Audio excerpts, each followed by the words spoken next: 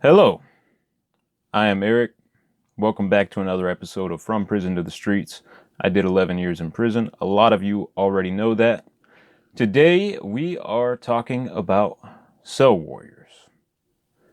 Might have heard the term floating around on other prison channels, so what is it? That's what we're talking about. Be sure to like and subscribe. And if you are already subscribed, thank you very much for subscribing and watching the channel. I really appreciate you. We hit 100 subscribers. That is awesome. I really think you guys are great. I appreciate you very much. So, with that, let's get into our discussion about cell warriors. A cell warrior is someone who likes to talk a lot of trash from behind a closed door. You know, when you're in prison, there's certain points during the day when you're just going to be locked up. And some guys who like to talk tough or are feeling full of themselves, they'll start talking trash from behind a closed door, knowing that the dude they're talking shit to can't get to them. They'll call him every name in the book, call him a punk, bitch, hoe, rat, and variations on those words. But when the doors open, when they open day room, when they let you out for yard, whatever, they ain't about it. They don't want to fight. They get scared. Sometimes they'll try to apologize. They'll run to the captain's office and check in. Or they'll pull a gangster check in, which is where you cuss out a cop or something to deliberately get yourself thrown in the hole. Or they get beat up. That happens a lot because usually the guys that are running their mouths a lot are not the guys that are tough. They're not the guys that know how to handle themselves. It's usually the quiet guys in prison that you have to worry about. And in prison, when something goes down, if there's a fight or something like that, there is very little talking beforehand. On the streets, you'll see people cuss each other out and then walk their separate ways. It does not go down like that in prison. If you get in my face or I get in your face, whatever, we're fighting. That's how that works.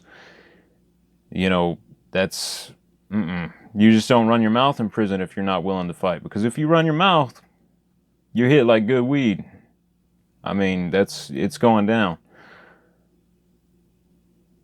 So that's basically what a cell warrior is. And I have a cool story to tell about that.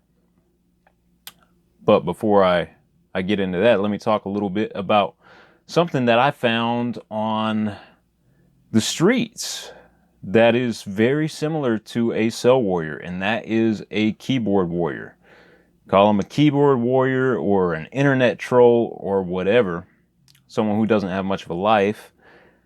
Someone who just basically goes around the internet talking shit to other people from behind a computer screen because they know there's no consequences to it. And I don't know. Maybe they feel like they're tough or something. No clue.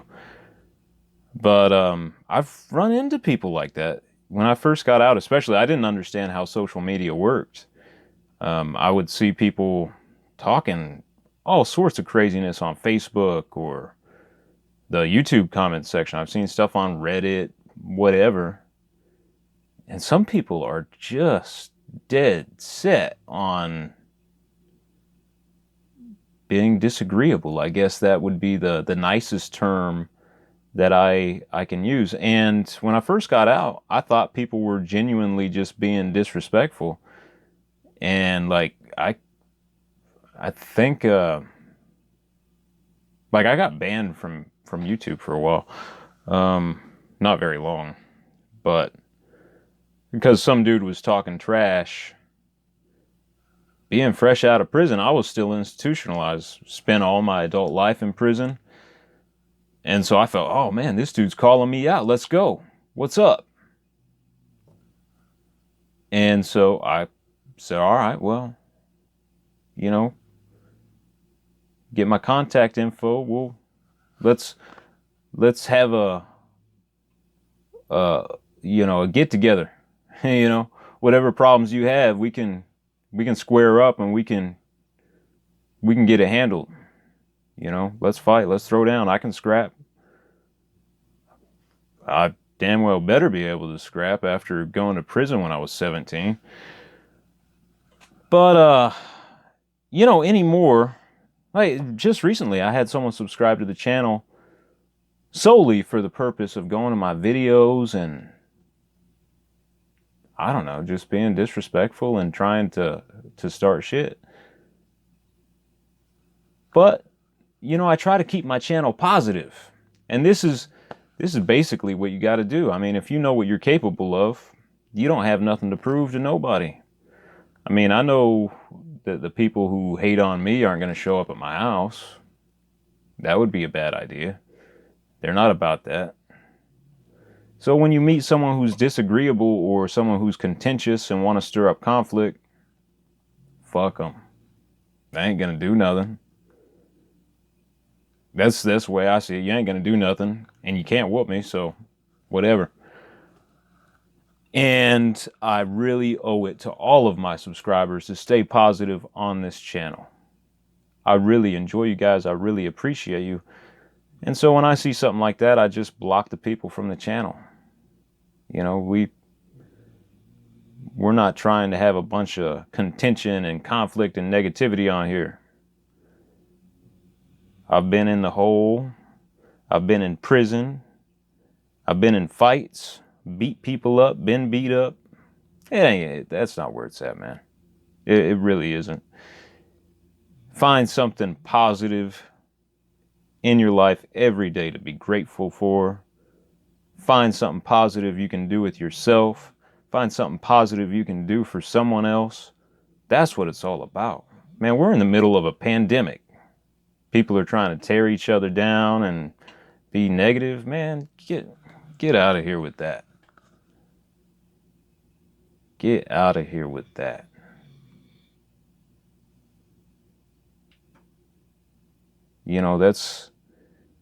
That's what's wrong with humanity. And it's not a new problem. You always have those people that are trying to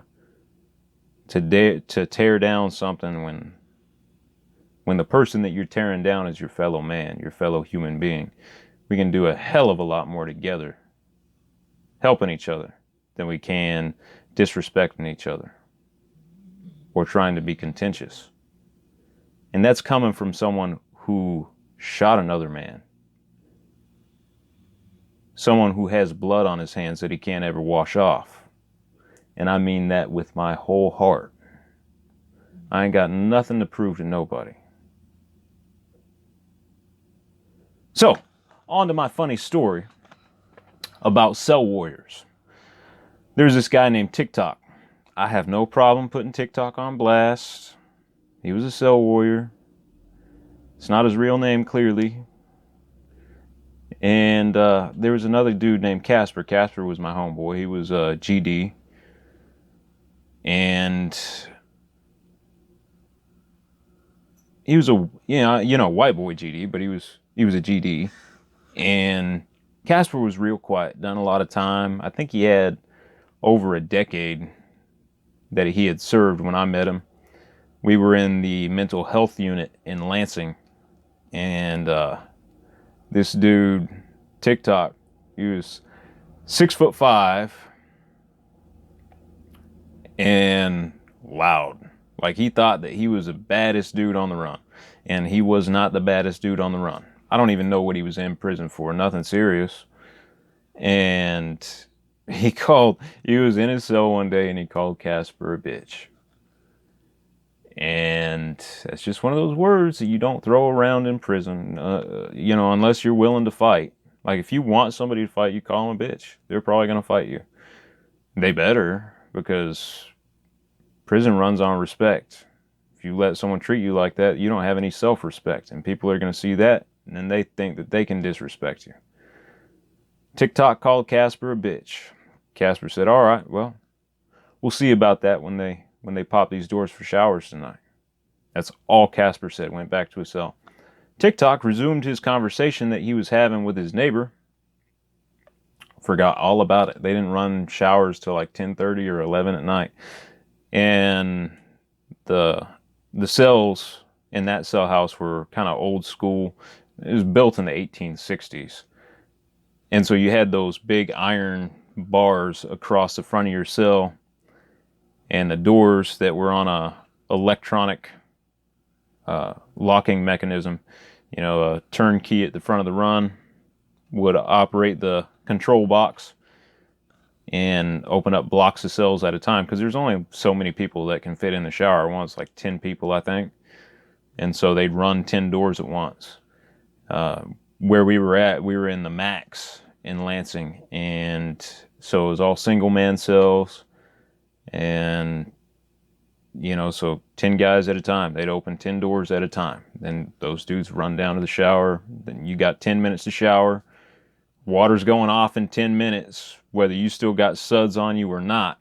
They're shutting that water off. And it's get your shit, get back to your cell. And so it came time to run showers. Casper and Tick Tock were on the same block of doors they ran. I was down at the front of the run, so they didn't run my cell till I was in the last block that they ran for showers. And I was sitting there on my bunk watching my TV. I was watching UFC Fight Night. I was watching Andrei Arlovsky. He had a fight. I don't remember who he was fighting. I need to go back and watch that fight sometime because I missed basically the whole thing. Anyway, Tick Tock had forgot about calling Casper a bitch. He thought he was going to the shower, so he comes out of his cell in his boxers and his, you know, he had his shower stuff, just walking down the run, and Casper came out ready to go to battle. You know, he had his sweats on, he had his boots on, and he had stolen a hand broom off the porter's cart, like a little plastic broom about that long. Nice plastic, hard plastic handle on it. And he came up behind Tick Tock and smacked him over the head so hard with that broom. I mean, Tick Tock, I think he went out for a split second because he crumpled and he fell against my door. And he was trying to get back to his feet, and he kind of turned around, and Casper just started putting them hands on him, man. He threw the broom away, that way when the cops came to break up the fight, he wouldn't get caught with a broom, because if you're using a weapon to assault somebody in a max facility, there's a good chance that you could catch a case. So, you know. So he threw that away and just started, you know, throwing hands, and he pieced Tick Tock up pretty bad. Tick Tock tried to stand, tried to regain his footing, but it was over, man. He just took those shots and he went down. Casper got on top of him. Now, here's the funny thing. The officer running the doors at the front of the run was Beans. And like I said, my cell was at the front of the run. So by the time Casper hit the dude in the head, they were already up near the front of the run. Beans was the cop running doors, and he was huge, looked like a bodybuilder. Big old dude. Like, I'm not afraid of anyone, but I would not want to mix it up with that cop. Because dude had arms. I'm telling you. I don't know if that dude knew how to fight or if he could throw a punch. But if he could get a hold of you and throw you, man, it'd be like a keg toss, the world's strongest man. That dude was huge. Anyway, Tick Tock was always talking shit to everybody, including the officers. And he had talked shit to Beans, and Beans did not like him. Tick Tock did not realize that Beans did not like him. I don't think Tick Tock realized that nobody liked him. Nobody liked Tick Tock. Period. And so Beans, seeing that Tick Tock was getting beat up, he let the fight go on. He let Casper beat on him for a minute. And they went down to the ground. Casper was on top, but then Tick Tock rolled him off of him, and Tick Tock got on top. He got the mount. He was getting ready to lay down some ground and pound. Right about then, Beans comes in with his pepper spray. Now in prison, the pepper spray that they carry is not a small can of mace that your grandma carries in her purse. It's a big can. It's damn near a fire extinguisher. And the mace that they use, the pepper spray they use, is a very high strength formula. Like, it will mess you up. And Beans emptied damn near the whole canister on this dude, Tick Tock. Tick Tock, it hurt him so bad he was damn near crying. Now you got to remember, this dude's in his boxers. He's going to the shower. He's got pepper spray running down his face and his mouth and his eyes down to his nether regions. He was screaming. And then, when Beans ran out of mace, he tackled the dude. So yeah, that was really entertaining to watch. I'm not one for police brutality or anything like that. Tick Tock was a dick. He was always running his mouth to people, and he kind of had it coming. Not to say he's a bad person. Everybody can change. Everybody grows up a little bit here and there. He didn't get hurt, not in a lasting way anyway. But they both ended up going to the hole. About a week later, they let them both out. Tick Tock came out first. He moved down into his old cell, I think.